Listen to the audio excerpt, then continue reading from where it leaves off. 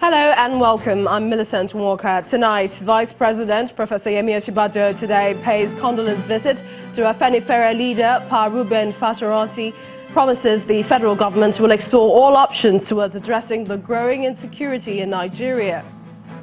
The Nobel laureate Wole Soyinka advocates a broad-based approach towards addressing the nation's problems, says current challenges are beyond the present government's capacity. President of the Court of Appeal cancels vacation for appeal court justices, citing an enormous number of post-2019 general election petitions before the court. The UN Refugee Agency calls for dismantling of all detention centers for refugees in Libya, saying they are unfit to house migrants.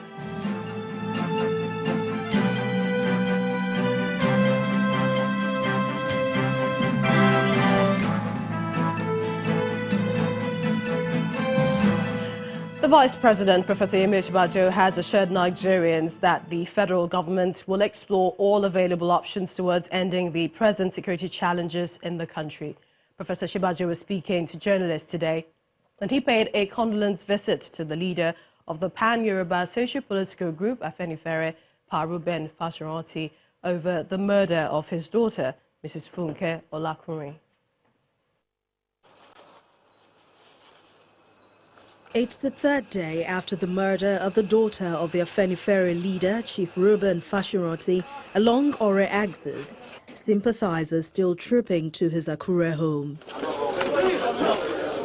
The Vice President, Professor Yemi Osinbajo, is one of the early callers at the Fashoranti residence. I pray that you come and lay your hands on each and every one. Come and give them your special favor and your kindness in all things in the name of Jesus. Done with condolences to the family and prayers for the deceased, the Vice President, Professor Yemi Osinbajo, explains that the present administration is prioritizing security and will explore all options towards curbing the state of insecurity. We're also engaging the army so that there will be a bit more military presence, especially along the roads. Yeah, and the Inspector General of Police, as you heard, has already, committed to ensuring that there is full coverage, police, even helicopters, and all of them. First in the search for these killers, and then also to ensure that there is adequate presence to deter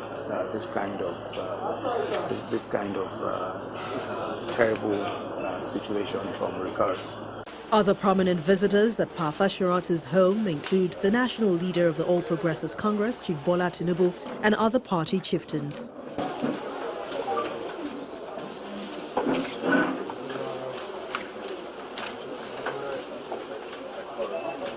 He appeals to the federal government to face the security challenge headlong, believing that the losses can be reversed. The incident that affected one member of our family, Mrs. Olakunrin, is seriously sad and unacceptable. But we must not use this incident to divide ourselves. We must use it as a cure to the security problem. Security forces have been giving the marching orders to fish out the murderers, but their mandate must also extend to ensure that the cases of deadly attacks along the highways are effectively contained. Meanwhile, Nobel laureate Professor Wole Soyinka has again called for a national summit to address some of the socio-economic and political challenges facing the country, saying the current problems are beyond the capacity of the government in power. He was speaking at his Ijegbe estate in Abeokuta, the Ogun State capital, while playing host to some students on his 85th birthday celebration. Professor Soyinka, while acknowledging the complexity of governance and its challenges, admonished the students to continue to work hard to add value for a better Nigeria. The problems of this nation are completely beyond it. That's a first admission. And thereby, stop thinking in terms of partisan government. It's got to form, in my view, a government of across political parties, in which they forget their allegiances and really confront this nation as a habitation of human beings, where very serious issues, economic, health, security, etc., and even threatened secessions and so on, are being every day. Each new question surges that. So that's the first thing. And convoke, at the same time, a national, what I call an indaba, across all sections, in which we all meet and debate everything, including the economy of this nation. I think that's the way to go. I believe very frankly that the problems of this nation are beyond the solution that can be offered by this government. The Borno State Police Command is on the trail of an 8-man criminal syndicate that reportedly gang-raped a 22-year-old girl in Maiduguri, the state capital. The police commissioner, Mohammed Ndatsu, has vowed that no stone will be left unturned until the culprits are fished out and put on trial. The assault took place in a notorious area right in the heart of the city exactly a month ago.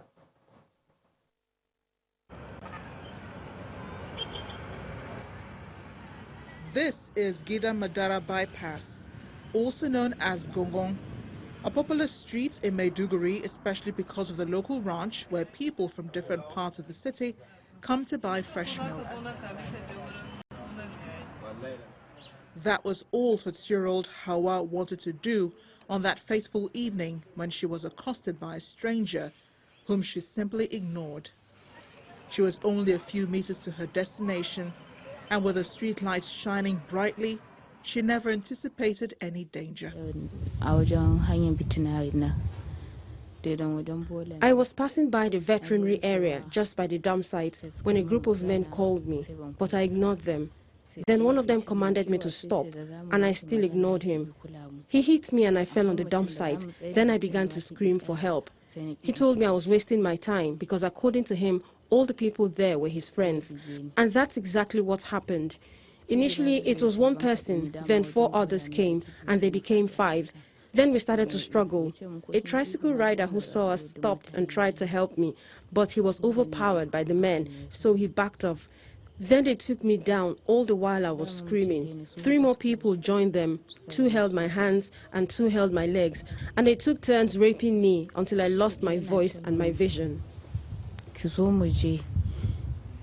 Back home, everyone was worried when Hawa did not return. Her foster family was thrown into panic when the search for her yielded no results. Everybody was worried in the house, but there was nothing we could do. Early morning, I got a phone call from the police. They said they want my attention at, I don't know, Gonge side. I can't remember the name of the police station. So I went there and I saw her. 4 weeks after, there are no traces of the rapists, and Hawa is still traumatized to step out of her home for fear of unknown danger. The Borno State Commissioner for Police has ordered the Criminal Investigation Department and the Bulabulin Division, where the case was reported, to intensify manhunt for the 8 suspected rapists. I assure you, I will go down to find out 8 at least. One can be identified, and if there is any of such a incident from that area, I will make sure that the victim in this situation is called upon to see if that can be identified. The Borno State Ministry of Health runs a center in the Umaru Shehu Hospital called Nelawa Center. It helps survivors of sexual assault establish evidence, access counseling and treatment. However, officials are not happy with the outdated penalties for rapists as enshrined in the Penal Code, which ranges from between 1 year imprisonment to an option of 2,000 naira fine. We are advocating to the House of Assembly to look at this act and also to domesticate it in the state so as to get the proper sanction as enshrined in that VACT Act. The alarming cases of sexual assault in IDP camps and the city of Maiduguri and several advocacy discussions have still not convinced the Borno State House of Assembly to domesticate the VAPA laws on rape and sexual assault presently functional in the FCT. Well, Esther Uzoma, a legal practitioner and rights advocate, joins us on the news at 10. We'd like to thank you for joining us on the program. But when you hear 1 year imprisonment or option of fine pegged at 2,000 naira, is it sufficient to deter perpetrators of such acts of rape? No, it's grossly insufficient. However, that discretion, before we get to amendments and all that, the discretion granted to judges, I do believe that with the prevalence of rape, it will be right and correct for a judge to exercise that discretion in favor of granting more prison time instead of less. Now, besides the penal code, there are other laws that criminalize that offense. Laws like VAP, which the person you interviewed was talking about, and even, yes, under the Child's Rights Act, if it concerns a child. Now, the Violence Against Persons Prohibition Act, is progressive, is dynamic. It meets it reflects, in tandem with the society of today. Now, under that law, imprisonment can be as much as life or 14 years. And under that beautiful law, under the VAP Act, a man can commit rape, a woman can also commit rape. While under the penal code, it is only an offense restricted to a man. Penal code begins talking about rape, said a man is said to commit rape.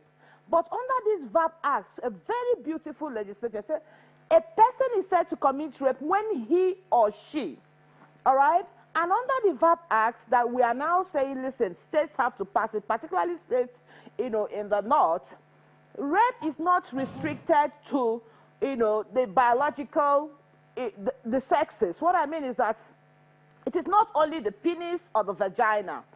Rape can also be committed when something is started in the mouth, all right, or any of the openings of the body. But Esther, any object. Yeah, I know you said that, but there also appears to be that continuous controversy between the burden of proof of rape, be it male and female, as you've explained. I mean, when you look at the processes involved, from reporting to the police and then going to trial, critics have said that it's quite an unfair burden. No, there's it's about style. That is why we advocate continuous legal education for the Nigerian police. For instance, Clean Foundation is organizing a seminar on rape in Borno State, which will start on Monday. Okay, where new dynamics to prosecuting these sexual offenses are on board. Now, corroboration used to be a problem, but now what suffices as corroboration? Whoever you talk to. And we have a Nigerian police that is positioned, to act more. They have a forensic department. All the thing needs to do now is to speak out. Once you speak out timelessly, the law is there to support you. And secondly, you can say that culture of silence, which has become the breeding side of sexual assault and rape, has disappeared. Women are no longer ashamed to say what's happened to them or who did it to them. My heart goes out to Hawa and every woman like her who is suffering. But the fact of the matter is this: it is about style. New skills of advocacy, prosecution are on board, and that standard is not as difficult as we thought it is. Yes. Finally, if you can, in just a few seconds, beyond the laws, is there anything else that can be done? Some people have said that there should be a registry to shame those who commit acts like these. Oh, I agree totally. Even the VAP Act provides for sexual offenses registry. And I agree, more money needs to be given to the Nigerian police. We should be taking specimen samples of people who commit this heinous crime, because studies have shown that they don't stop. Can we even let's deny them some privileges, okay? Let them not have access to some of the state's amenities besides imprisonment. And again, we should also look at perhaps making it incapable for convicted rapists to perform some biological functions. All right. The general near collapse of security has increased this parasitic and opportunistic crime. We appreciate your time, She just went out to buy Esther milk. She was screaming, nobody came to help her. We'd like to thank you. Terrible. Thank you for your thoughts, rights advocate and legal practitioner, for joining us on the news at 10. In part 2, after the break, Channels Television's in-house data analyst examines the potentials of a national livestock industry. Please stay with us.